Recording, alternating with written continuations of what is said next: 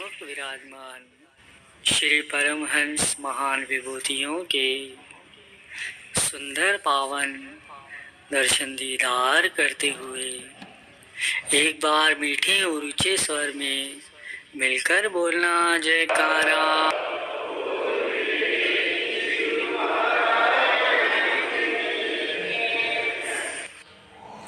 गुरुमुखों,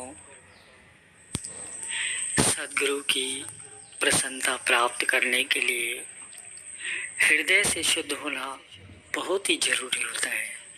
और जब तक हृदय शुद्ध नहीं है तो भगवान के लिए प्रेम उत्पन्न नहीं होता, और जब भगवान के लिए प्रेम नहीं रहेगा तो भक्ति सफल नहीं हो सकती। इसलिए भक्ति सिर्फ मालिक से मालिक को पाने के लिए ही करनी चाहिए, ना कि संसारी पदार्थों की प्राप्ति के लिए। और जब मालिक को प्राप्त कर लोगे तो कुछ भी पाने के लिए शेष नहीं रहेगा, सब कुछ सहज ही प्राप्त हो जाता है, क्योंकि शुद्ध और पवित्र हृदय ही ईश्वर और सुंदर भविष्य को प्राप्त कर सकते हैं। जैसे कि एक नगर में एक मंदिर था। वो मंदिर कोई संस्था चलाती थी। वहाँ पर सभी लोग, जो भी लोग थे, सभी लोगों को तनख्वाह मिलती थी, मतलब पगार।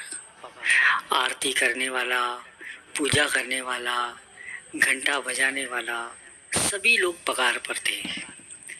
गुरु को वीडियो लाइक करना, सब्सक्राइब करना प्लीज़। बहुत मेहनत से मैं आपके लिए सत्संग लेके आता हूँ दोस्तों। आप वीडियो लाइक कर दे करो, सब्सक्राइब कर दे करो प्लीज़ गुरु को। अब उनमें से जो घंटा बजाने वाला आदमी था, वो जब भी आरती होती थी तो घंटा बजाते बजाते प्रभु की भक्ति में इतना खो जाता था कि उसको किसी बात का होश नहीं रहता था। उसके भाव एकदम विभोर हो जाते थे। वो अपना काम करते करते सच्ची भक्ति भी करता था। और वहाँ पे आरती के समय जितने भी श्रद्धालु लोग आते थे तो भगवान के दर्शन के साथ साथ उस व्यक्ति के इस भाव के भी दर्शन जरूर करते, और वो लोग भी आपस में चर्चाएं करने लगते थे और उसकी बड़ी प्रशंसा करते थे कि ये अपना काम करते करते भक्ति भी करता है।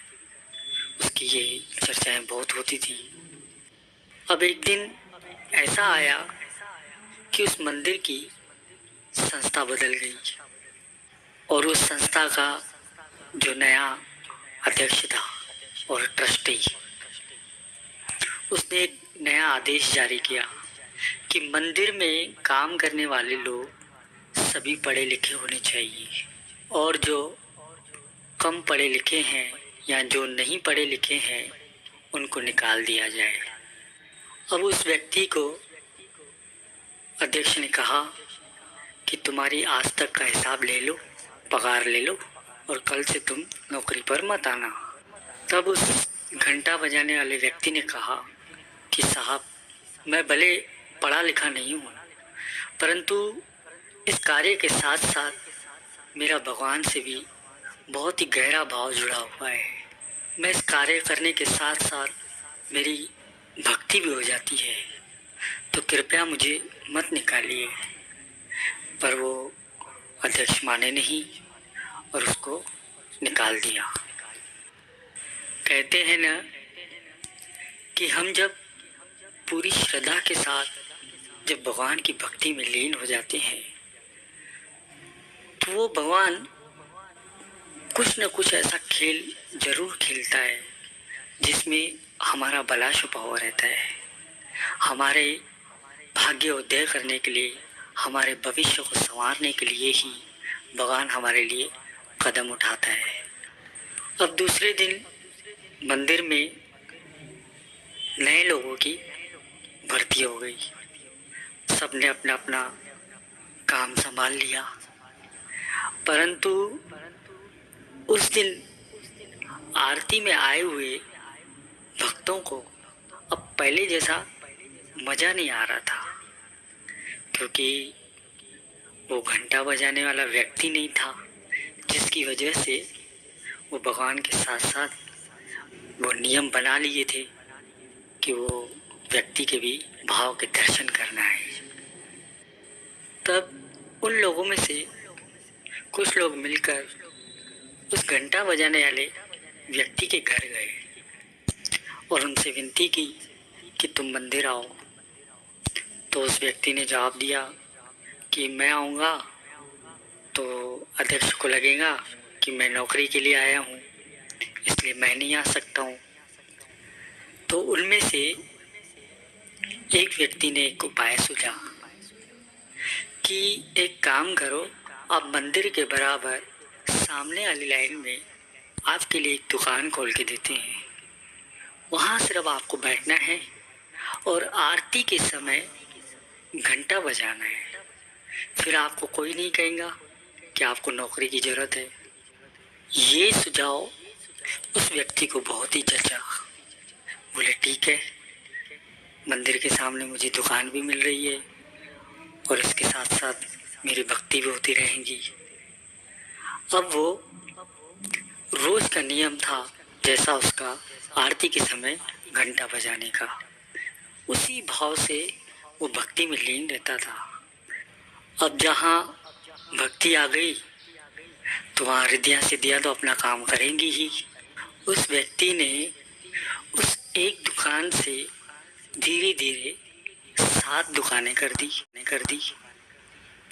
फिर 7 दुकानों में से धीरे धीरे उसने एक फैक्ट्री खोल ली। अब वो व्यक्ति महंगी गाड़ी से आकर घंटा बजाने लगा और भाव वही, भक्ति से भरी। उसकी भक्ति में कभी कमी नहीं आई। समय बीतता गया, ये बात पुरानी सी होती गई। अब मंदिर की संस्था फिर बदल गई और नई संस्था को नया मंदिर बनाने के लिए दान की जरूरत थी। मंदिर के नए अध्यक्ष को विचार आया कि सबसे पहले उस फैक्ट्री के मालिक से बात करके देखते हैं।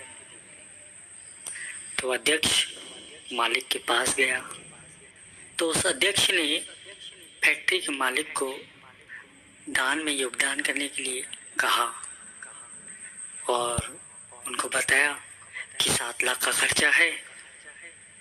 तो फैक्ट्री के मालिक ने कोई भी सवाल किए बिना एक खाली चेक उस अध्यक्ष के हाथ में दे दिया और कहा चेक भर लो।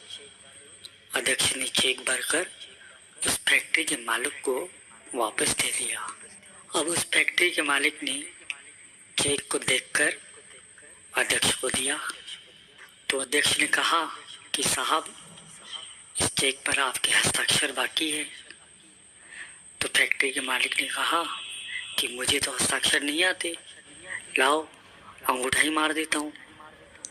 यह सुनकर अध्यक्ष चौंक गया और उस फैक्ट्री के मालिक से कहा कि साहब, आप अनपढ़ होते हुए भी इतनी तरक्की कर ली, यदि पढ़े लिखे होते तो कहाँ के कहाँ होते।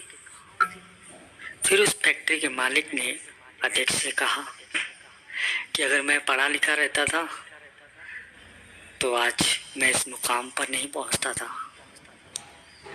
आज मैं जिस मुकाम पर हूँ वह सब भगवान की कृपा से हूँ। गुरुमुखों, यह है शक्ति किसकी? भक्ति की। अब उस व्यक्ति ने भगवान से क्या मांगा? गुरु को वीडियो लाइक करना, सब्सक्राइब करना।